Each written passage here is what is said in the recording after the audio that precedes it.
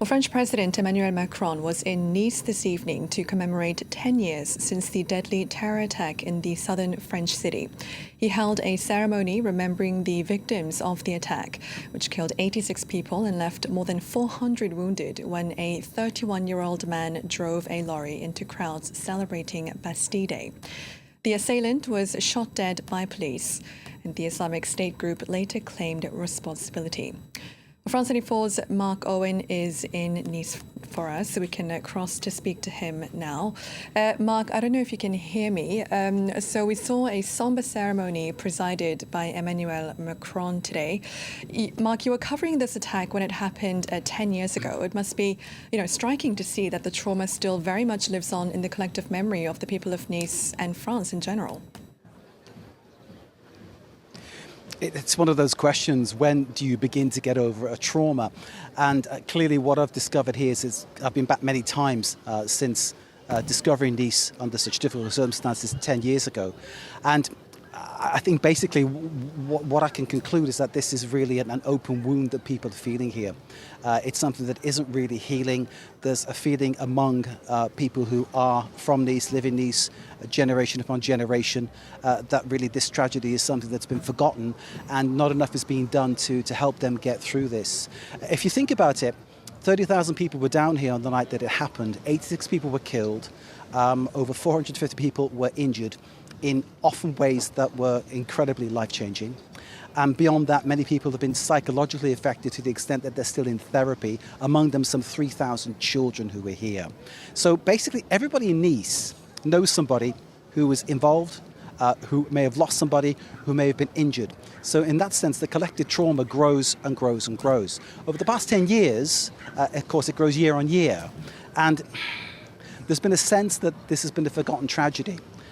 Today, I think what we were seeing from the ceremony that took place is an acknowledgement from the President Emmanuel Macron that perhaps more needs to be done. There needs to be a greater sense of remembrance, a greater sense of helping people get through, and perhaps, well, who knows, perhaps investment in, say, child psychology to help children cope with things, and obviously those children who've now grown up into adults, help them cope with things. They're waiting for appointments with psychologists for 6 months, 9 months, a year, when really they need help straight away.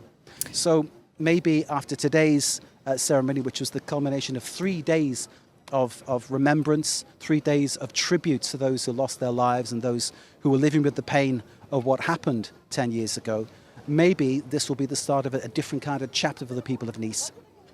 And Mark, we've heard some moving tributes from friends and family of the victims today, haven't we? A lot of them are part of the Association for the Victims. Can you share with us a testimony or tribute that stood out to you? I think the one that really got to me was the woman who spoke at the very start of the tributes as they came through. She was speaking about the pain and describing it as though what was happening is that people were walking over their pain. That was the sense that she was feeling. It was an absolutely remarkable, moving tribute.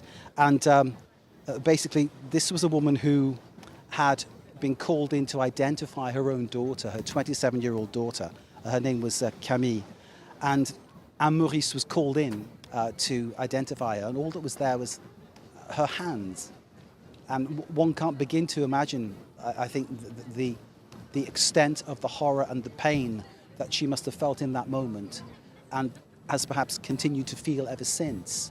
And she was talking about what it means to have such a tribute paid to all the people who lost their lives. Every step walks over the dead, she was describing how it felt. And if you think about that as an image, it's absolutely horrific. And it kind of sums up a little bit about the pain that people feel. There was a story last week about the younger brother of the perpetrator of the crime. The perpetrator, of course, 31-year-old Tunisian delivery driver, Mohamed Louaj Boulel, who rented a lorry, 19 tons it weighed, and he drove it up the Promenade des Anglais and hit and killed so many people.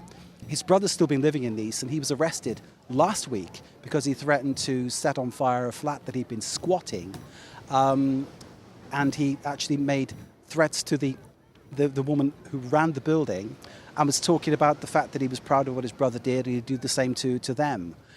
He's now under an order to leave the country, go back to Tunisia, where he was brought up.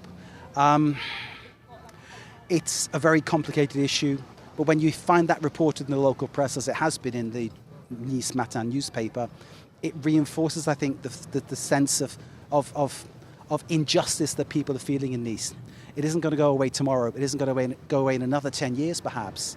But they feel that. And I think the only way you get through it is by helping them. And one perhaps hopes that the things that President Macron was saying earlier on, the things that the Mayor Eric Ciotti was saying too, will lead to perhaps more help to help people adjust, help people to grow, and to help people to heal. Because that is very much the feeling here, that people are, in a sense, still trying to get over the trauma that they lived through and that they are still living through.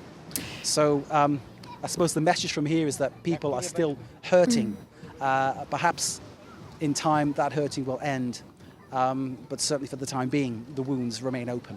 Certainly, that trauma does live on, very fresh in the minds of the people of Nice 10 years on. Mark, thank you very much indeed.